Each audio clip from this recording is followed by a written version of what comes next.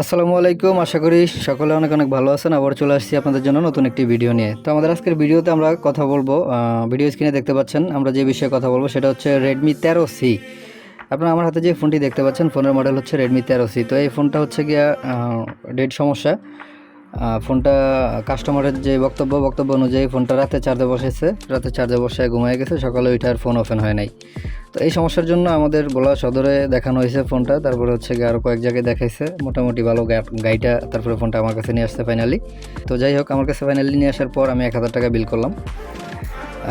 মাদারবোর্ডের condition খুবই খারাপ, এটা দেখে আমি 1000 টাকা বিল করলাম। বিল করে হচ্ছে গিয়ে আমি ফোনটা রেখে দিছি 2 দিন সময় নিয়ে। তো এখন হচ্ছে গিয়ে ফাইনালি আমরা ফোনটা খুলে দেখবো যে ফোনে মূলত কী সমস্যা, কেন ফোনটা ওপেন হয় না। তো সবার আগে আমরা আপনাদেরকে দেখানোর স্বার্থে যে কাজটা করছি, ভিডিও যাতে বেশি লং না হয়, আমরা গামটা খুলে রাখছি। তো গামটা খোলার পরে হচ্ছে গিয়ে আমরা এখন বডি ক্যাসিংটা একটু খুলে নেব।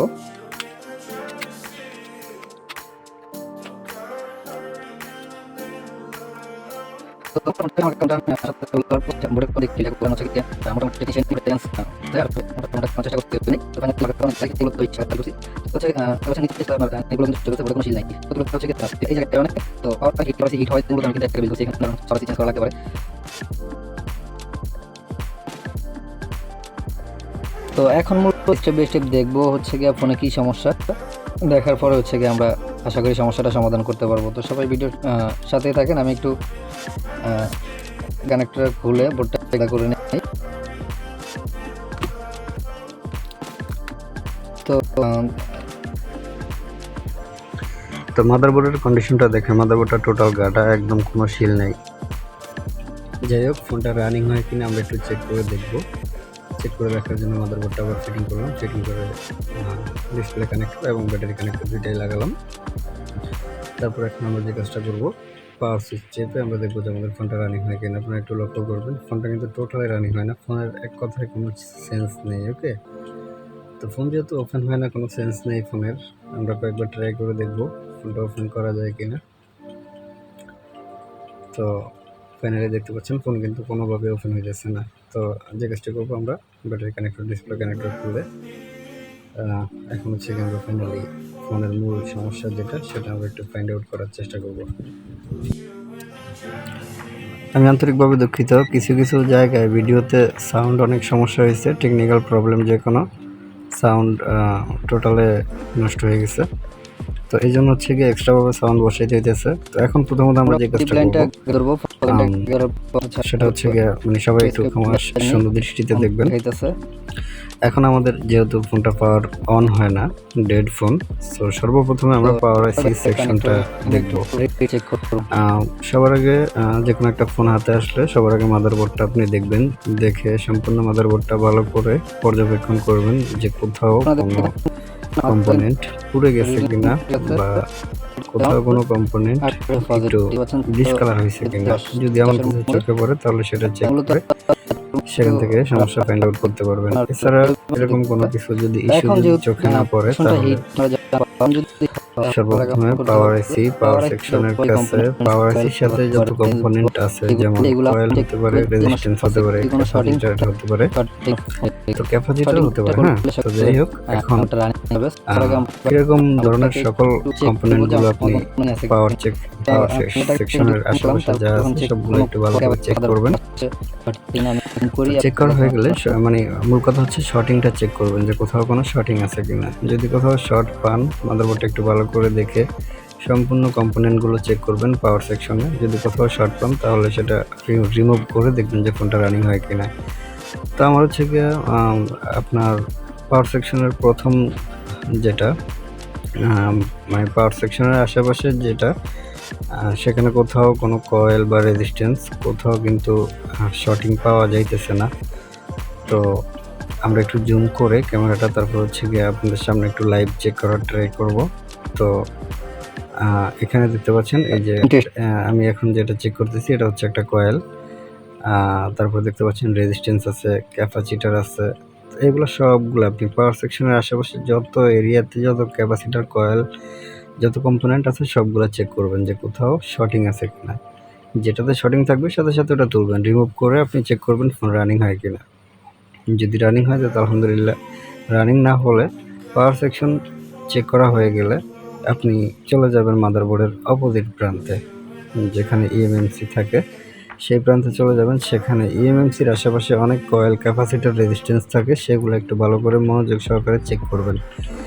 মাদারবোর্ডের যে কোনো এক জায়গায় অবশ্যই ফলস আছে, এর জন্য মাদারবোর্ডটা ওপেন হয় না। তো সব কিছু চেক করার পর কোথাও যদি শর্টিং না পাওয়া যায় তাহলে আপনি পাওয়ার আইসি চেঞ্জ করবেন। পাওয়ার আইসি চেঞ্জ করলে ফোন 100% ওপেন হবে। তো আমার যেহেতু ফ্রন্ট সাইডে মানে পাওয়ার সেকশনে কোথাও শর্টিং পাওয়া যায় না, আমি চলে গেছি ব্যাক সাইডে। তো দেখতে পাচ্ছেন ব্যাক সাইডে চলে আসার পর এখানে বেশ কিছু কয়েল আছে সিকিউতে ইএমএমসির কাছে। তো আমরা যে কাজটা করব, ইএমএমসির এখানে দেখতে পাচ্ছেন আমরা আশেপাশের কয়েলগুলো চেক করব। বেশিরভাগ কিন্তু কয়েল শর্টিং হয়। তো কয়েলগুলো চেক করার পর আমরা ফাইনালি পরবর্তী স্টেপ দেখব। সবার আগে আমরা একটু কয়েলগুলো চেক করে নিই।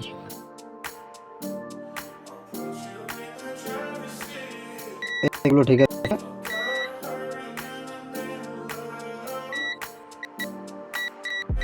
এই যে দেখেন একটা পাওয়া গেছে।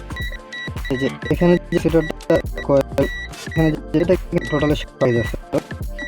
তো এখন প্রথমত আমরা এটাকে তুলে দেখবো যে বোর্ড আমাদের এখানে বোর্ড গ্রাউন্ড কিনা। এখানে গ্রাউন্ড থাকার এখানে টোটালে দেখে তো আমরা করবো আমরা এখানে সেটাই আমাদের কি রিলেটিভ আছে।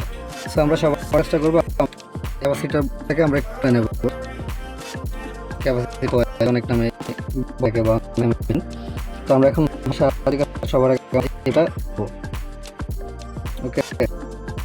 তো এখানে কিন্তু ভিডিও করা হইতেছে, হয়তো লং হয়ে গেলে ভিডিও বাড়ায় দেওয়া হইতে পারে, বা যে অনেক লং লেন্দি কাজ হয়তো একটু বাড়ানো হইতে পারে, কিন্তু কোনো করা হইতেছে না যে স্কিপ করে ভিডিও হইতেছে। ওকে, সো সির কাজ ডেট সমস্যা আসবে আপনাদের কাছে। সাধারণত সবার আগে কাজটি করবেন, সবার আগে রিডিং করবেন।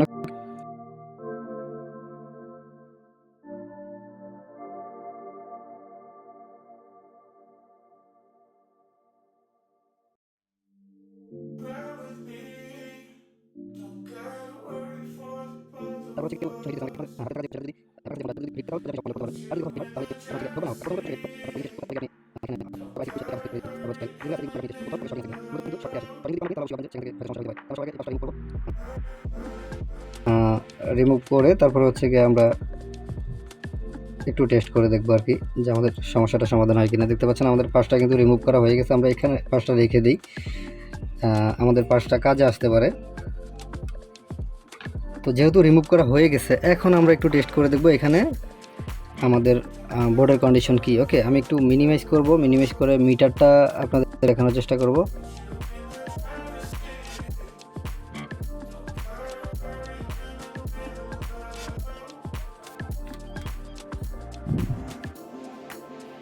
তো দেখতে পাচ্ছেন আমরা এখানে আমরা পজিটিভ নেগেটিভ পাইছি। দেখতে পাচ্ছেন বিপ করতেছে। তারপরে আমরা যদি চেক করি তাহলে দেখতে পাচ্ছেন আমাদের এখানে কিন্তু বিপ করতেছে না। আমরা একটু এখন দেখতে এখানে কিন্তু 407 থেকে 8 রিডিং আছে, 11 12 প্লাস চলে আসছে। মেবি 420-এর মধ্যে থাকবে বা 450-এর মধ্যে থাকবে। এখানে কিন্তু পজিটিভ, এক সাইডে নেগেটিভ আরেক সাইডে পজিটিভ। নেগেটিভ হলে কীরকম আসে, আপনারা যারা ইউডি 33B+ মিটারটা ইউজ করেন তারা বুঝতে পারতেছেন। এই যে এখন কিন্তু গ্রাউন্ডে চলে আসছে, এখানে গ্রাউন্ড আর হচ্ছে এখানে পজিটিভ, দেখতে পাচ্ছেন। সো এখানে গ্রাউন্ড যেহেতু আর এখানে পজিটিভ, তাহলে যেহেতু আমাদের যে পার্টটা আমরা রিমুভ করছি এটা থাকার কারণে যেহেতু এখানে শর্ট হয়ে গেছে, ফুল দুইটা হয়ে গেছে, তার মানে আমাদের ডেট ইস্যুটা এখান থেকে শুরু। এখন আমরা যে কাজটা করব, মিটারটা সরায় আপনাদেরকে বোর্ডটা আমরা একটু সেট করে দেখব যে ফোনটা আমাদের রানিং হয় কিনা। ওকে,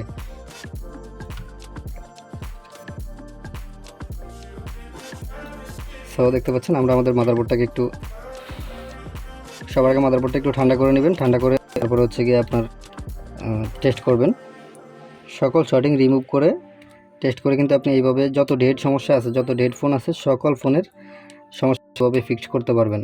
আগে সমস্যাটা বুঝতে হবে যে কোথা থেকে আসছে বা কোথা থেকে শুরু হইতেছে সমস্যাটা, তারপরে কিন্তু আপনি সমাধান করতে পারবেন। তো এখন আমরা আশা করি 100% কাজ হয়ে গেছে। আমরা একটু ফোনটা ওপেন করার চেষ্টা করব। দেখতে পাচ্ছেন আমাদের ফোনটা কিন্তু ওপেন হয়ে গেছে। দেখতে পাচ্ছেন ফোনটা কিন্তু রানিং হয়ে গেছে টোটালে। এখন ফোনে চার্জ নাই বিধে হচ্ছে গিয়ে ফোনটা ব্যাটারি নীল সিগন্যাল মারছে, মানে হচ্ছে গিয়ে চার্জ নাই, না থাকলে যে সিগন্যালটা মারে আপনারা জানেন। দেখতে পাচ্ছেন এই যে আমাদের এখানে কিন্তু ফোনটা কিন্তু টোটালে রানিং হয়ে গেছে। এক্সট্রা নয়েজ আসার জন্য সরি, আমরা মাইক্রোফোন সাধারণত মাইক ইউজ করে রেকর্ড করি। দেখতে পাচ্ছেন ভিডিও কার্ড ইউজ করে আমরা রেকর্ডিং করি, কিন্তু আজকে যেহেতু ফোনটা হাতে নিলাম ভাবলাম যে আপনার অনেক দেওয়া হয় না, আজকে এই সমস্যাটা সমাধান করে আপনাদেরকে একটা ভিডিও দেই। দেখতে পাচ্ছেন আমি ফোনটা বারবার ওপেন করে ট্রাই করতেছি কিন্তু ফোনে চার্জ নেই। ওকে, লো প্রবলেম দেখাইছে, ব্যাটারি চার্জ নাই বলতেছে। সো আমরা চার্জারটা লাগিয়ে একটু ব্যাটারিটা চার্জ দিয়ে ফোন ওপেন করার চেষ্টা করবো। তো এখন আপনাদের ক্ষেত্রে আমি যেটা বলবো, আপনারা নতুন টেকনিশিয়ান যারা আছেন বা পুরান টেকনিশিয়ান যারা আছেন তারা তো জানেনই একটা ডেড ফোন আসলে কীভাবে মূলত কাজটা শুরু করতে হয়, কীভাবে মূলত ডেড ফোনের সমস্যাটা সমাধান হয়।